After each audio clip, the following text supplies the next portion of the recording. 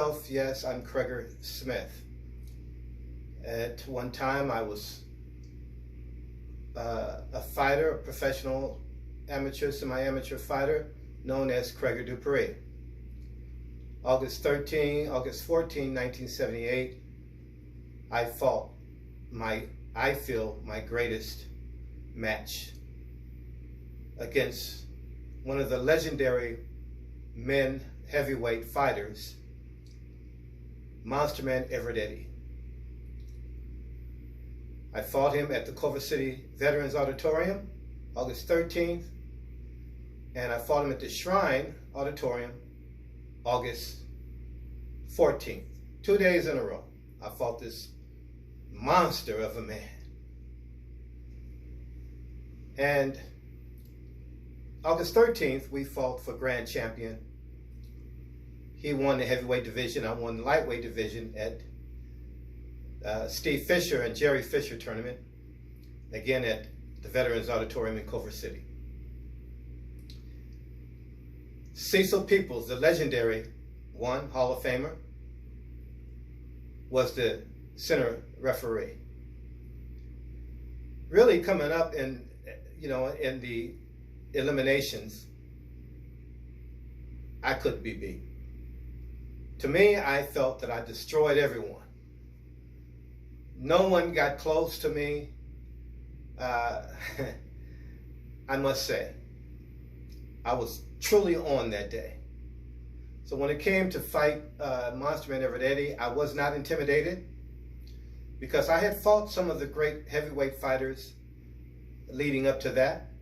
From the late 60s, coming up under my teacher, one of the greatest fighters who ever walked this planet, and men, Steve Muhammad, known then as Steve Sanders.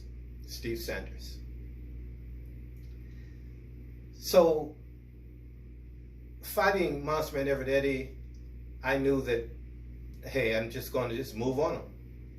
Listen, I fought my first fight as for grand champion in 1972. I fought Dana Goodson. You know the legendary Dana Goodson. At that time, we were teenagers, and he weighed upwards of 300 pounds, slinging me around, and I was weighing 125, and but I was able to defeat him with my speed and teenage power. But a few years removed from that 1972 match, this was maybe 6 years removed, I was older, 22, 24, I think, 22, and stronger, faster, more seasoned, as it were. I knew that Monster Man Everett Eddy didn't have anything for me other than his size and his power. If I let him move on me first, hit me, I knew that I would be in trouble. But when you're fighting a man like that, you do not wait. If you have the ability, pow, you move on. And my front hand, pow, to the day, pow, my left hand, you couldn't stop it, man. And neither could Monster Man Everett Eddy. Couldn't stop me. Cecil Peoples can attest to that if he remembers. It was a long time ago, but I do remember because that was, to me, one of my greatest matches as a fighter. The following day at the Shrine Auditorium, we were fighting team competition. It was his team featuring Johnny Lee and others from Detroit, and we had a team made up of myself as the captain, Eddie Flash Newman, let's see, who was it? Conrad Sims. I think it was, I know Alvin Prodder was there in that match too, and I'm not sure of all the others, so maybe later on I would probably remember. And I destroyed him that day as well. As team captain, he and I fought one another, and of course I wasn't going to let him beat me after beating him the day before for grand champion. I wasn't going to let him beat me, for that, at that particular fair, which was a celebrity event and a charitable event for sickle cell anemia, raising money and funds for sickle cell. A worthy cause, as it were. Yes.